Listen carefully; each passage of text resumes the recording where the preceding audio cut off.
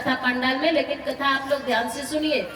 आज हमारे देश से वो चीज जा रहा है मेरे भाइयों बहनों, जो और धरती के किसी कोने में नहीं मिलेगा। वो चीज आज हमारी समाप्त होती जा रही, वो इंसानियत, वो धर्म, वो संस्कृति आज हमारा लुट रहा है, जो संसार के किसी कोने में, दुनिया के किसी कोने में नहीं मिल सकता।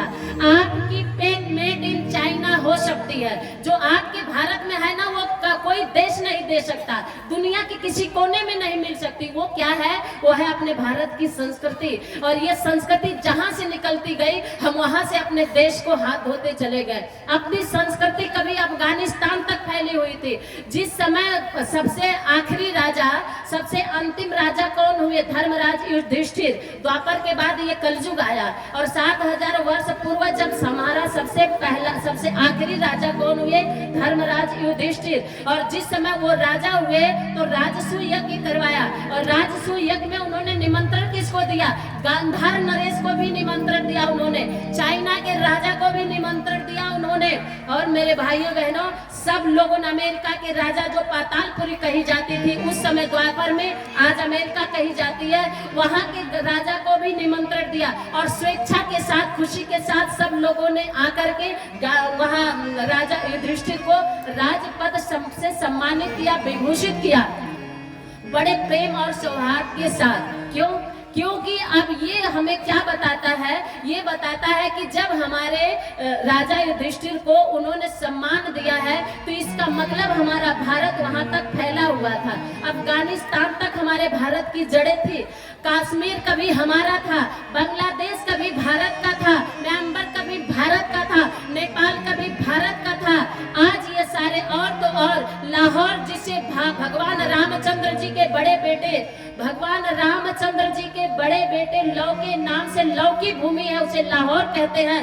कश्मीर जो भगवान राम के बेटे कुश की भूमि है, जिसे कश्मीर कहते हैं। आज वो कश्मीर निकलता गया, बांग्लादेश निकलता गया, वो लाहौर निकलता जा रहा, वो अफगानिस्तान चला गया, वो चाइना चला गया, वो पाकिस्तान कभी हमारे भारत का हिस्सा रहा है, आज वो भी टुकड़ों में बट गया। नेपाल कभी अपने भारत का हिस्सा रहा। ऋषि मुख पर्वत पर भगवान राम गए हैं, तो वहां भी उन्होंने अपने भारत के ही हिस्से में गए हैं। अब मेरे भाइयों बहनों, ये सारा हिस्सा पट्टा कट्टा क्यों चला जा रहा है? हमारा भारत आज सिमटता हुआ क्यों चला जा रहा है? बस उसका एक ही कारण है कि आज अपने भारत से हमारी जो देव संस्कृति है, जो भारतीय संस्कृति, जो हमारा धर्म है, वो आज विलुप्त होता जा रहा है। आज संस्कृति को धारण करने वाले, कश्मीर कभी पंडितों का देश रहा करता था, और आज वो पंडितों विलुप्त होते जा रहे हैं, अपना कश्मीर भी निकलता जा रहा है। जानते हैं क्यों? क्योंकि आज वो सारी चीजें हमारी खुद भारत से समाप्त हो रही। जहां जहां से संस्कृति हटी है, जहां जहां से सनातन धर्म हटा है, वहां वहां से हमारा भारत खोखला होता चला गया है और कटता हुआ चला गया है। सावधान हो जाइए मेरे भारतवासियों, कहीं इसमें से भी कटने की नौबत ना आ जाए। इसलिए बचाइए अपने धर्म को, अपने सनातन, अपनी संस्कृति को। अगर अपनी संस्कृति गई तो इसमें से भी टुकड़े होने में ज्यादा समय नहीं लगेगा मेरे भारतीयों। और अपनी संस्कृति को बचाने के लिए ये गायत्री परिवार का जो अभियान चला है, बस अपने धर्म और संस्कृति को, संस्कारों को बचा लीजिए। वो संस्कार समाप्त होते जा रहे। तब कम गुरुकुल होते थे, लेकिन स्वामी दयानंद, विवेकानंद जैसे रत्न पैदा करते थे। आज नक्के नक्के पर स्कूल खुल गए हैं, कॉलेज खुल गए हैं, इतने स्कूल कॉलेज खुले हैं।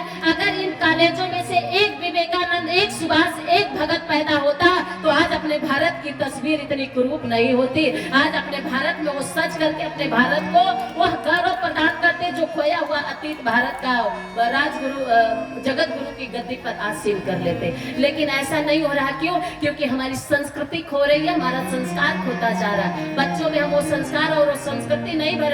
आज ब्राह्मण के बेटे से भी पूछा जाए कि बेटा पढ़ लिख के क्या बनोगे? वेद पाठी बनोगे, वेदाध्ययन करोगे? बोला ना, वेदाध्ययन नहीं करेंगे। क्यों? हम तो बॉलीवुड में जाएंगे। ये हमारे संस्कार जा रहे हैं, ये हमारी संस्कृति जा रही है। मेरे माताओं, बहनों, भाइयों, वो संस्कार को फिर से आप अपने घर में लागू करिए, भारतीय संस्कृति का जीवन जिए। और नहीं तो फिर खतरा आपको ही नहीं, परिवार को नहीं, आने वाली पीढ़ी को ही नहीं, पूरे भारत देश को खतरा है। स्वामी विवेकानंद ने कहा, जब तक मेरे भारत देश के युवा, भारत देशवासी धर्म और अपने संस्कृति को जिएंगे तब तक वो भारत प्राणवान है। और जिस दिन भारत में धर्म संस्कृति को छोड़ करके वो पश्चिमी सभ्यता में जिएंगे, पूरब के प्रकाश को छोड़ करके वो अगर पश्चिमी अंधकार में जाएंगे, तब ये भारत के लिए सबसे बड़ा खतरा है। और आज हम पूर्वी प्रकाश को हमारे बच्चे छोड़ करके पश्चिमी सभ्यता की तरफ जा रहे हैं। आज विदेशी कल्चर को अपना करके, अंग्रेजी कल्चर को अपना करके हमारे बच्चे अपनी संस्कृति को दकियानूसी समझते हैं। वो जनेऊ शिखा धारण करना नहीं चाहते हैं, वो यज्ञोपवीत नहीं पहनना चाहते हैं। दकियानूसी काम है। और तो फटे जींस में अपने आप को वो गर्वान्वित करते हैं। ये अपने भारत के लिए खतरा है। सब कुछ आपको कहीं भी जाएंगे, अमेरिका में कुछ मिल जाएगा, चाइना में मिल जाएगा, जापान में मिल जाएगा, कनाडा में मिल जाएगा, रूस में मिल जाएगा, लेकिन अपने भारत की संस्कृति आपको कहीं नहीं मिलती है। Your pen is made in China, your press is made in Canada, your shoes is made in England, your car is made in American, your watch is made in China. लेकिन मेरे भाइयों बहनों, your culture is only made in India, only made in India, और कहीं नहीं मिलेगा। अपने भारत की संस्कृति दुनिया के किसी देश में नहीं मिलेगा। इसलिए इसे बचा लीजिए। इसको ये अगर